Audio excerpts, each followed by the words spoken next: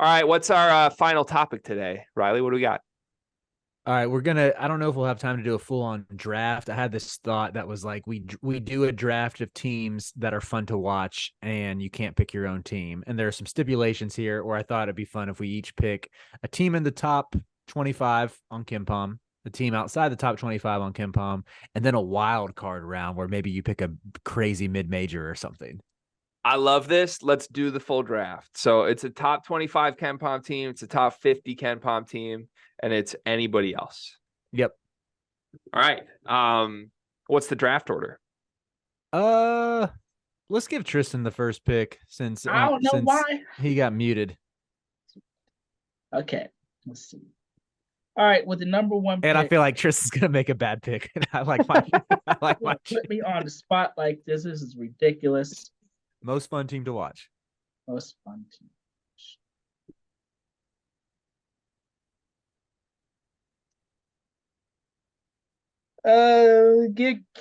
Give me Marquette. Give me Marquette. I find Kolek fun to watch, and I just want to bother Carter by doing that. Don't make me pick first. Just put me on the spot. Give me Marquette. Insane pick. I didn't ask you to judge it. Okay. Insane pick. Am I up next or are you up next, Riley? Yeah, you're up next, G. Oh, man. Do I have to pick the top 25 team first? I mean, you don't have to. You can No, pick yeah, them do it. No, I think I can go off the board, Tristan. I think This that's is fair. ridiculous. There you go. Except I'm looking at the top 50 and He's about to pick his Bryce Young fantasy picks. Go ahead. there's I don't love the teams from 26 to 50, which makes me think maybe I should take a team 26 to 50 and save it. Yeah, I'm gonna do that. I'm gonna take the only team 26 to 50 that I think is really fun to watch, which is USC. Boogie Ellis, Isaiah Collier. Collier's so cool. Everything that kid does is so cool. USC's locked up. Love that pick. Definitely would have been in the running for mine. I can't believe this team made it to me. I'm choosing Arizona. I think like Arizona, the transition offense is terrifying. Like you got Ballo running the court. You got efficient Caleb Love, somewhat efficient Caleb Love. You got Kylan Boswell locking dudes up and making passes and Kashad Johnson. We already touched on him. I think Arizona is pretty easily the most fun team to watch this year. You're just like a heroin addict coming back to the needle. That's what's happening. Like you just can't shake Caleb Love.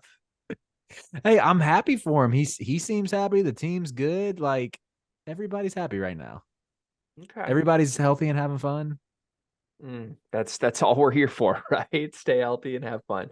Does this go back to Tristan now, Riley? How are you running this? No, we're snaking it. That's okay. With my second pick, teams 25 to 50, I'm sticking in the ACC and going Clemson, 34th right now. PJ Hall is that guy. If you didn't know, now you know. They put up 85 points on Alabama. I know Alabama's defense is terrible, but still, like imagine 5 years ago saying a Brad Brownell team is going to hang up 85 points on a team that was a 1 seed the year prior. Like would have been an incredible pivot for him. Continues to keep his job, continues to improve, I think he's a pretty good coach, especially for a program of Clemson's caliber. But it's not just that they hung 85 on Alabama. You also had Dylan Hunter, one of their guards, was doing the Macarena in a TV timeout. The arena was playing the Macarena, and Dylan Hunter was straight up vibing to it. I was like, I like this team. Do you like that pick, Tristan? I don't know how I feel about that pick. I don't mind it. Don't you? Every pick I make is going to suck anyway, so don't worry about what anybody else going to you pick. Okay, I'm just wondering. Like, I like Clemson. Like, I like betting on them. I think they're a good team. I've never found myself enjoying watching a Clemson game ever. I think something about PJ Hall is just not my aesthetic. Oh, there's actually a team I like better in this range that I kind of wish I would have taken over Clemson. I'll see it. Intriguing. You've already made your pick, so Tristan's got to make it. Or yeah, we'll let it go. We'll see. All right, I'm really torn. I have 2 long shots that I know I'm gonna get one of, and I'm just 50-50. I'm totally split. So I'm gonna do the bad GM move here and take the category you guys already picked and just force Tristan to make the pick for me later. It's got to be Kentucky in the top 25 for me. It has to be. I did consider Arizona.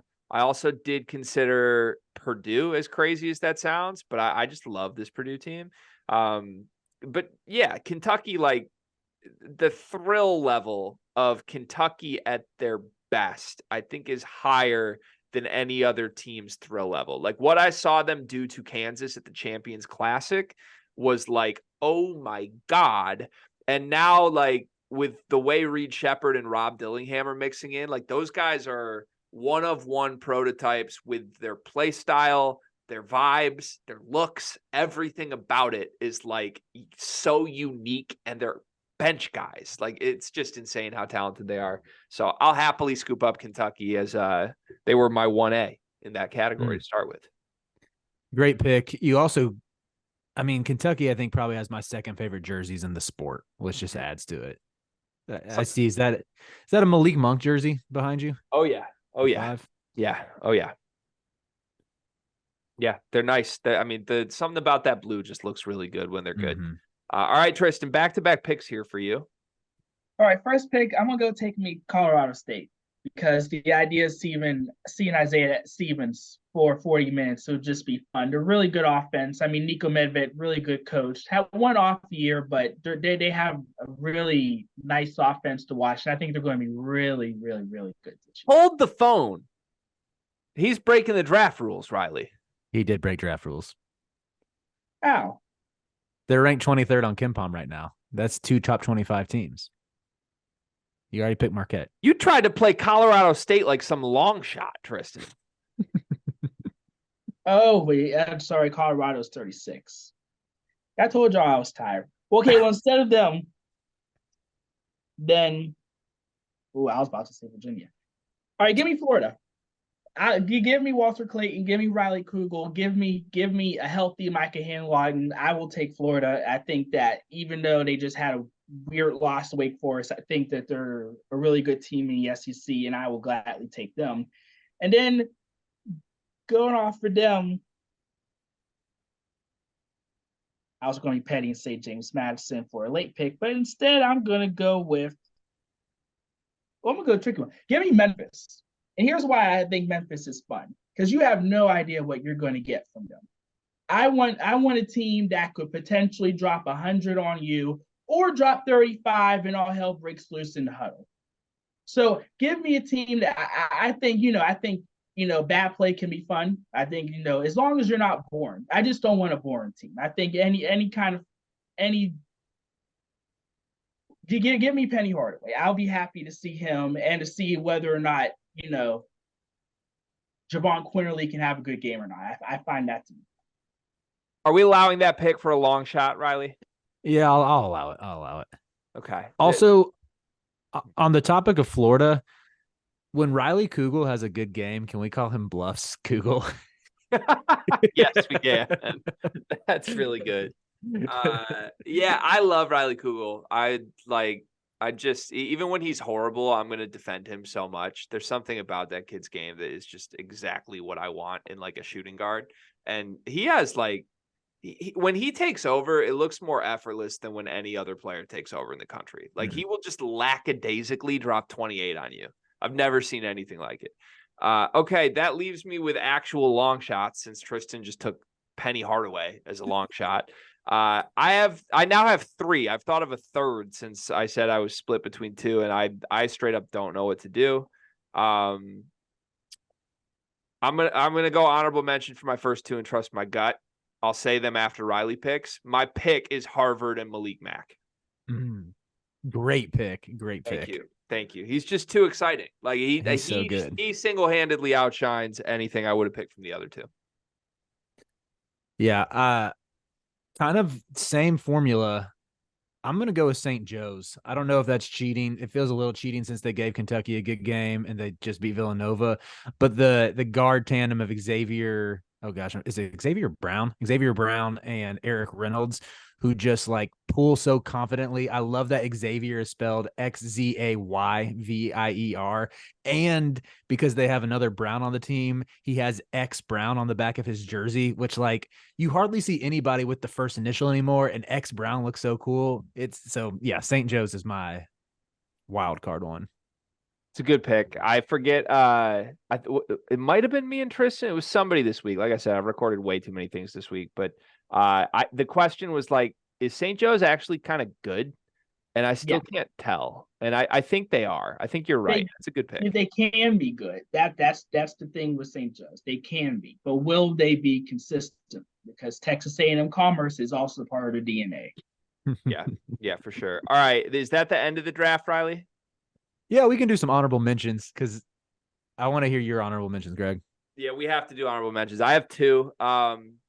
The first one I think it should be more household namey and obvious at this point, but Santa Clara is insanely good. Adama Ball is insanely good. I think he's going to be a top 20 pick in the draft, and if he's not, he should be. That the most fun random game I've watched this season was Santa Clara's win over Oregon, where they were down and it kind of looked like they were just going to get beat by 10 or something.